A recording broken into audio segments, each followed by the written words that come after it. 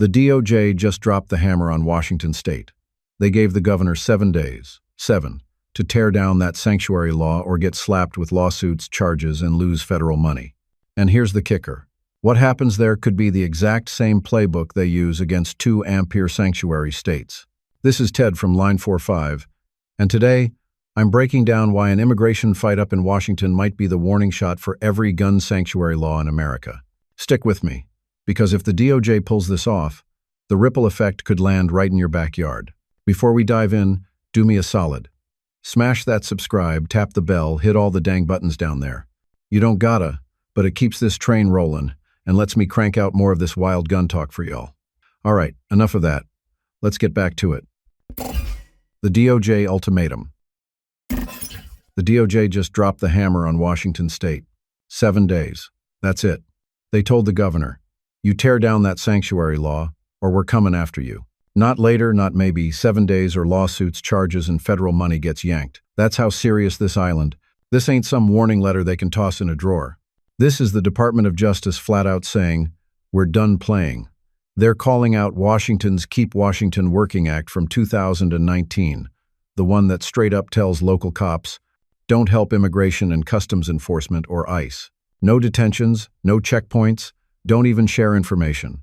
Feds are saying that's not just wrong, it's illegal under federal statute. And they're not stopping with words. They're saying they'll go after officials personally.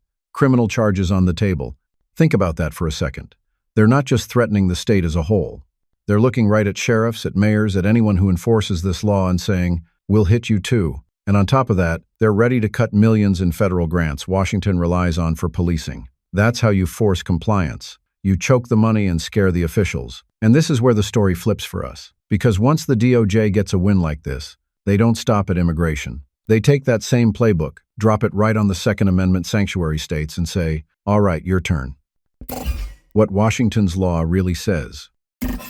All right, so let me break down what Washington actually did back in 2019. They passed this thing called the Keep Washington Working Act, and what it really does is tell local cops they can't help out on immigration stuff.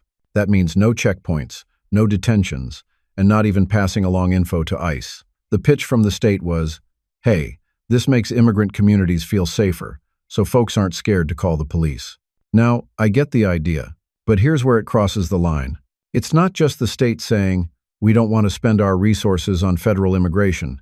It's the state stepping in and saying, you're not allowed to help even if you want to. And that's why the DOJ's fired up. They're pointing at this law and saying, look, this isn't just stepping back, it's straight up blocking enforcement. And here's what you should know. Washington didn't stop with the law. They went after Adams County Sheriff Dale Wagner because he decided to work with ICE anyway. The state attorney general sued him. Think about that. Suing a sheriff for cooperating with the feds. That's not passive resistance. That's an all-out fight. That right there is why Washington's in the crosshairs.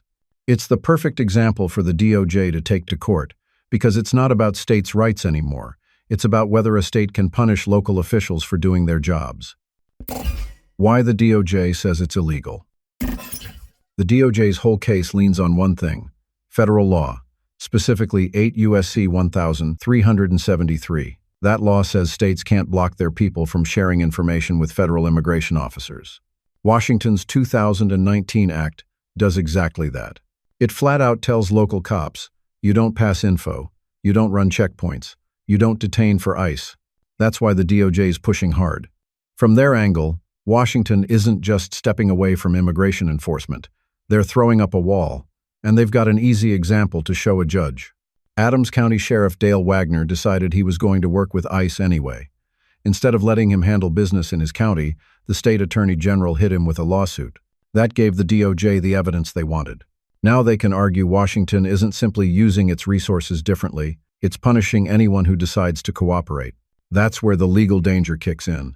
Once the DOJ frames it as obstruction, the state's position gets a lot weaker. Courts don't like it when local officials get penalized for working with federal agencies, and Washington basically handed them a test case.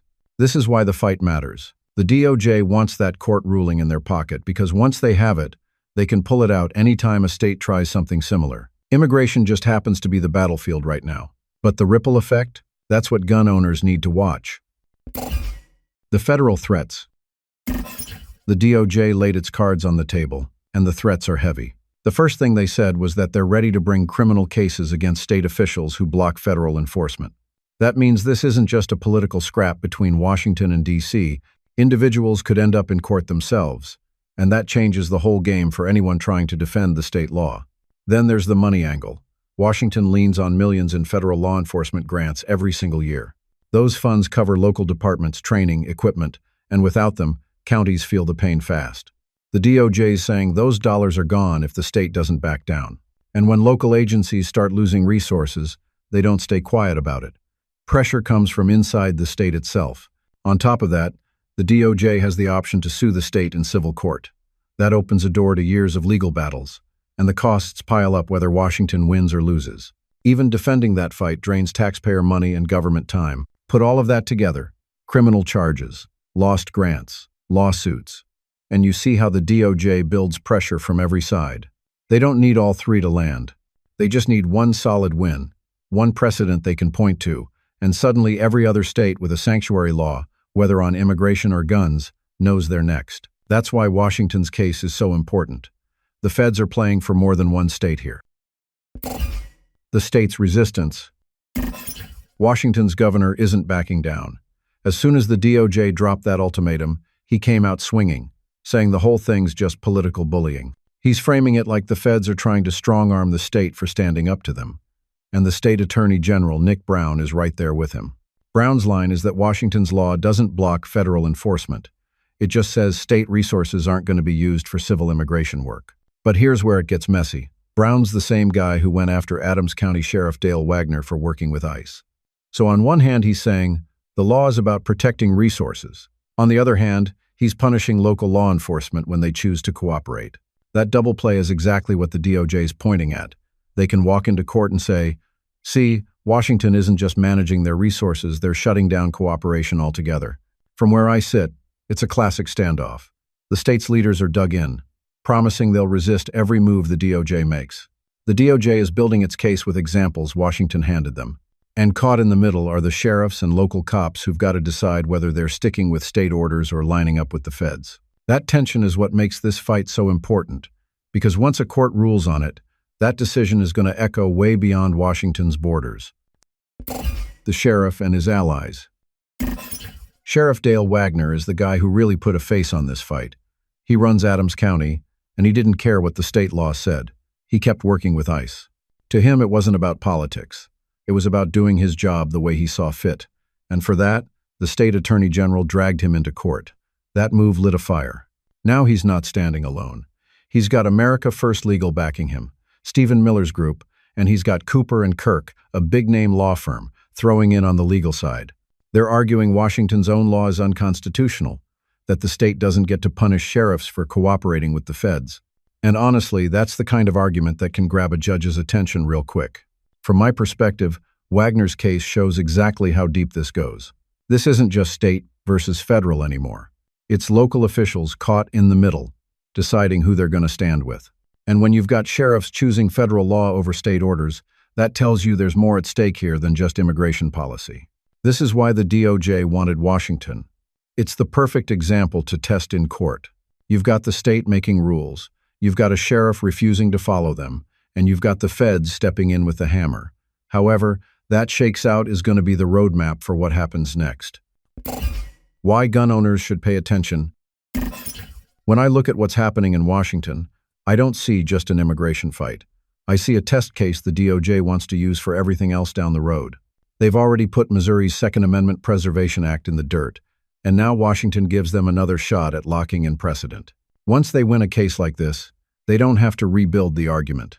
They can pull it out every time a state tries to stand up with a sanctuary law, whether it's about immigration or guns. And that's what gun owners need to pay attention to.